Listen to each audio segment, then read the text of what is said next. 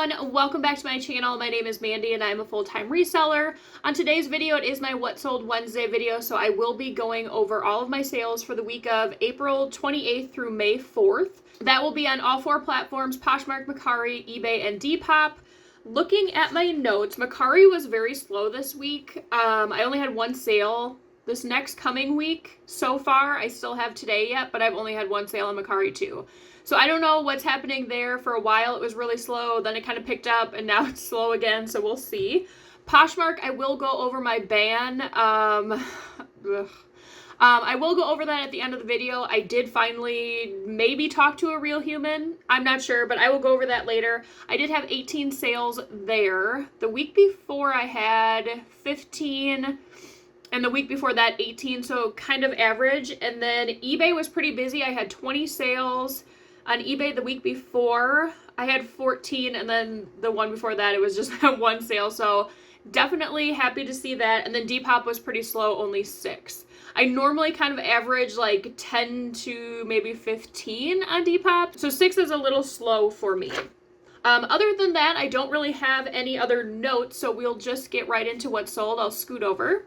Starting on Poshmark, I think this was the sale of the week. This was a vintage comforter set. It had a flat sheet, a fitted sheet, and then the like blanket comforter. My mom gave me this. I have no idea where she got this because I don't remember this from my childhood unless she had it somewhere else. I don't know where she got it, but she was like, "Do you want to sell this?" I said, "Sure."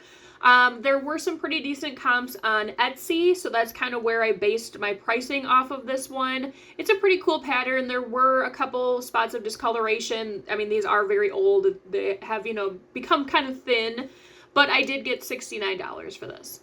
Next up is Not Your Daughter's Jeans top. I don't know where this came from. I want to say maybe the bins, but I don't know that I would have picked that up. So I'm thinking maybe it came in some sort of mystery box. I will say I am pretty surprised at the price point. This went for $21. I wouldn't have expected that. If someone was like, "Hey, how much do you think a top like this could go for?" I would, without any knowledge, I would say probably like 16 to 18. So it might be a brand to look into on tops. This was a size medium. This is from the brand Coldwater Creek. I picked this up mainly due to the style of it. A really pretty red color with this like vintage floral pattern. It was very boxy. It was cropped. I think this was a button front or a snap front. Button front, like a denim type jacket, and this did go for $25. But this was from Tracy, and I did check out her closet. If you guys are into bullet journals, she has a lot of really cool ones. Those are really cool, Tracy, if you're watching. But she got this backpack. She's going to use it at the bins. It's a mini, like, Beetlejuice backpack. I hope that it's giving you good luck, that you're finding good stuff at the bin. So thank you so much for your purchase. And she got this one for $15. This was a vintage Hollister top. This was definitely from, like, my high school time in the early 2000s. This thing was so tiny. I had to stretch it onto the mannequin, and it was a size small in Hollister. That's something I always remember in high school. When Hollister first came to our mall, it was like the biggest thing in Wisconsin. It was pretty discouraging unless you were very tiny, because like a large, extra large was pretty much equivalent to like a smaller medium. So I only ended up getting very few things from Hollister growing up. After a while, that really wasn't my style anymore anyways. But this one did come from a mystery box. It did have quite a bit of pilling. It's just that kind of fabric that's prone to that pilling. Somebody did end up getting it for $14. This is a Honey Love bra. This sold almost immediately. I always talk about this brand. It's one of my favorite, like, bra shapewear type brands. This was a size large. I think I got it at, where did I get this one? I'm guessing Goodwill, probably, just a couple dollars, and it did go for $30. This is a brand that consistently goes for like $25 to $35 depending on what you have and the size. This was Soft Surroundings. I picked this up at a thrift store when it was 80% off. I liked the print on it. It was a little bit longer length tunic, had a lot of beading on the front, and this one did go for $23. This is a pair of PacSun shorts. I got these at the thrift store. They were 80% off. First, I thought I would maybe send them to Plato's Closet, but I thought I would give them a try just to see, and they did sell very quickly for $20. I'm assuming mainly because they are a more They are a more current style, and they were new with tag, size large. So I was happy to see those move.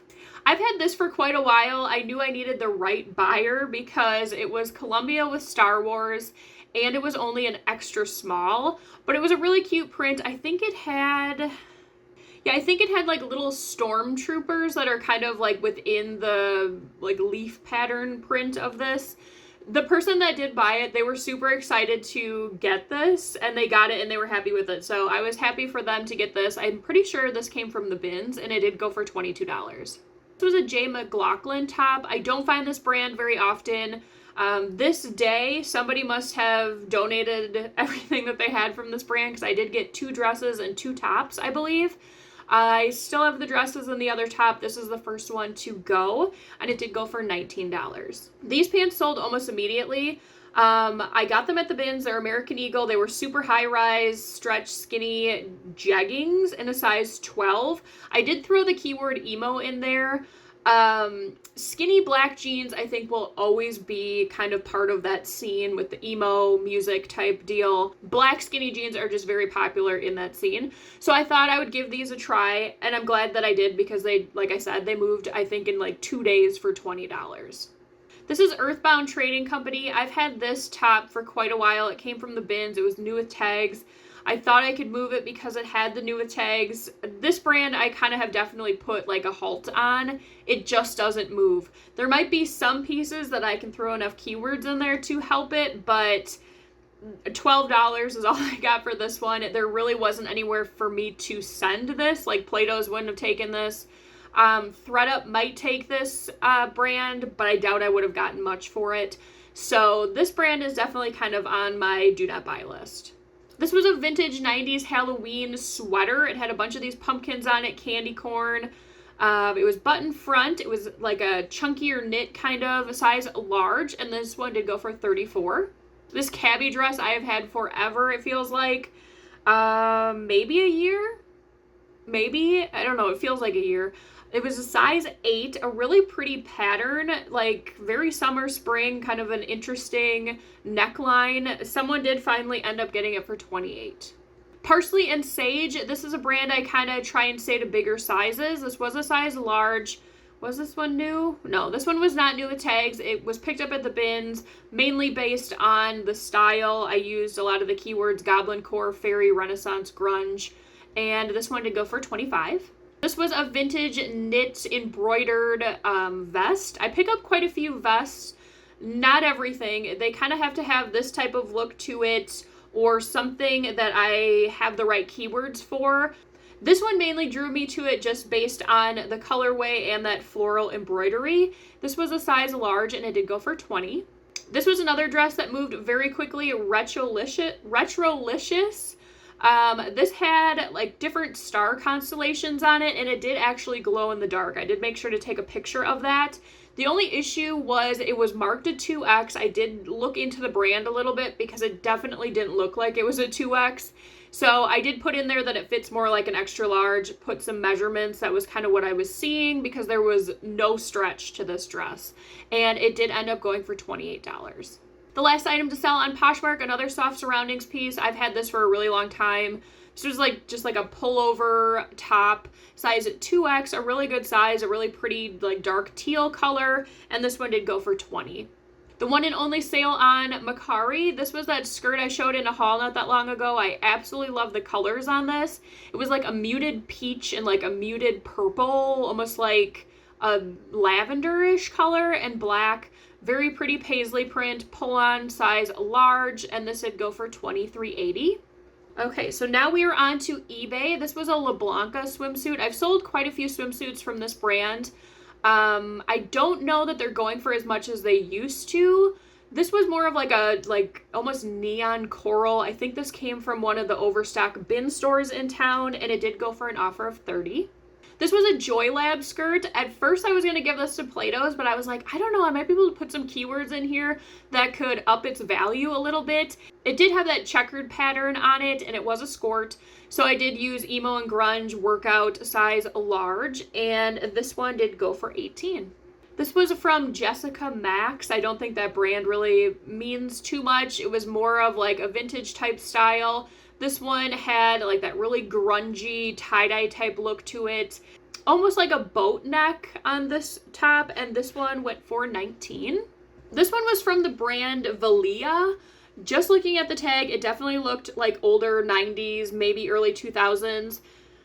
I can't remember where I got this. I think it was from the bins. It still had tags on it. It was a size 3X, so that was great. It was like a micro mini plaid skirt, which is very popular right now. And this one did go for $16.40. This duster I've had for quite a while. It was just plain black, and I think that was part of the problem. It didn't have a lot more going for it than that. It was definitely from the 90s. It buttoned in the front. It had a tie waist. And this one, it did end up going for $24.60. My mom actually found 3 pairs of this brand, Herman, I think it's Herman Survivors work shoes. Non-slip, more of like a tennis shoe as opposed to a boot. They did not have steel-toed, they were soft toe shoes. She found 2 pairs of 12s and a pair of 13s. These have just been flying out of my store in eBay. This one was, I think, a size 12, and it did go for $23.77. I believe later on there's another pair that went. This was a pair of pants from Cabby. They were just kind of like a geometric print to them, and then it did have like a striping print down the side. They were a size 16, which I do not find a lot of bigger sizes in Cabby. It's normally probably like small, medium, and large is the normal ones that I find. So these I definitely looked into, and they did go for $24.60. This J. Jill top moved very quickly. I think within the first week of listing it. It was Pima cotton. It had little slits on the side. It was an extra large tall, which I think helped in like a orangish coral kind of colorway. And this one went for $18.04. This was a pair of Piccolino boots. I think I'm saying that right. These came in a ThredUp box a long time ago. These might have just been marked too high. I don't know. There was always kind of interest in them. I had always kind of sent, pretty aggressive offers on them, but they did finally go for $50, so I'm definitely happy with that. This is the brand Cinch. I think I've heard a couple different YouTubers talking about this brand. I found it at the bins. I thought, you know what, I'm just going to give it a try. It was in almost like this mint green color, size extra large, and it did go for $19. This was a pair of Dickies jeans. They were the relaxed fit working jeans. They were a size 40-30, so a little bit, not your average sizing on that. They were new with tags. I think these came from the bins. I'd have to look, but they did go for $18.04. This was from the brand Gillette. I've sold a couple dresses from that brand. They've all kind of had like this like grungy or goth type look to it with like a mesh overlay. Did this one have some issues? Let's see. Yeah, there were a couple threading issues where the thread had come out in certain spots, but it was very pretty, very whimsy goth, witchy, all of the words. This one went for $31.16, and this was picked up at the bins. This was a chaps like cardigan, like sleeveless cardigan vest, I guess you could call it. It was a size 2X, so a really good size. Had that kind of like Soho Aztec print to it. And this one did go for $22.96. This Torrid jacket I've had for quite a while. I think the style is a little bit outdated. It was a size 3X. It had the drawstring waist on it, and it did go for $20. This Anthropologie Blink London, I've been doing really good with this brand. I don't find it all the time, but the last 2 tops that I have found, they've sold almost immediately. This one I think sold the second day it was listed, and it did go for $24.60. Another soft surroundings top, this one came from the bins. It was kind of like a green and blue, like leaf type design to it. It was button front, size medium, and this one did go for $18. Here's that other pair of shoes. These were the size, I think, 13, and these went for $23.77. Studio I sell a lot of dresses from this brand. This was like a green kind of grungier look to it. This one was a little bit shorter, and it was a size 14, and it did go for $18.04. And then the last sale on eBay, this one is supposedly being returned. Like I said, I'm having like 1 return every week, which is really kind of unfortunate. But I do offer returns. They have not been, items not described. They just literally have all been for fit issues. So they said they didn't fit, so these are supposedly coming back. If they don't, they did go for $40. Okay, so now we are on to Depop. This was another Halloween item sold this week. It had a bunch of like black cats on it, or like one with a whole bunch of eyes and a moon type design. And this one did go for $20. This was a Claiborne men's linen button front top. I definitely didn't think it was going to sell on Depop. I did put it over there just because I did put some of the keywords in there like preppy, yacht, old money, conservative. That is kind of being a new trend among some men in the country. So I guess it worked because someone did pick it up on Depop for $20. This was an animal print zip front vest. It kind of had like a corduroy type feel to it. Size large, very boxy. And this one also went for $20. This is from the brand Studio Y. That's another great brand in dresses. This one, let's see, what size was this? No size tag, so I measured it out to be about a large. It's in that really pretty cream color with the light pink floral. That colorway does very well for me. I can put in all those keywords like feminine, romantic, fairy tale, fairy, and this one did go for $25.50. This top I absolutely loved. It was very beachy mermaid core. It was all crochet. It had like this ombre and almost like a purplish silver kind of into like tan.